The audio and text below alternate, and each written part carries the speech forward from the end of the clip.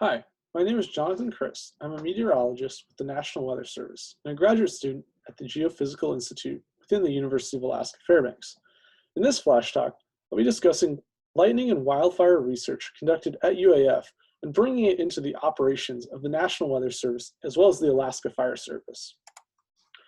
The Alaska Fire Service maintains a lightning detection network, as shown by the map in the lower left here. The data from the lightning detection network is live streamed to the internet in real time, and it's available to the public, so you too can check this out in real time.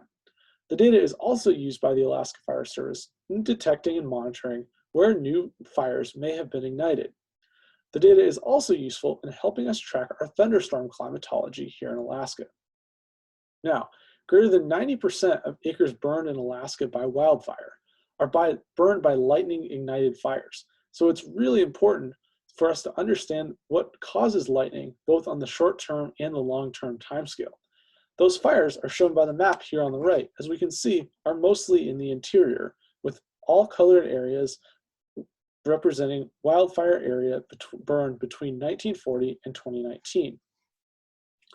Speaking of that thunderstorm climatology, the goal of this research is to improve both short-term and long-term lightning forecasts so that skillful seasonal fire weather forecasts can be produced to aid in the allocation and distribution of resources by the Alaska Fire Service and prevent unnecessary costs in moving resources both around Alaska and between Alaska and the lower 48. In this study, we examined weather conditions during nearly 750,000 lightning strokes detected across Alaska since 2012. As we can see here in the plot on the upper left, the direction of the wind in the middle and upper levels of the atmosphere plays a big role in whether or not lightning will occur.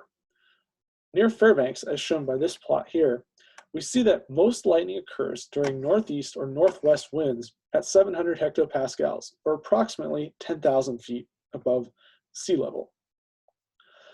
This is important because this not only helps us because we can potentially predict this on a long-term timescale, but we can also use this to improve fire weather forecasts produced by the National Weather Service, as shown here on the right, on the short term, which aid in short-term planning and resource allocation by the Alaska Fire Service. Thank you for watching this flash talk. I hope you enjoy the open house.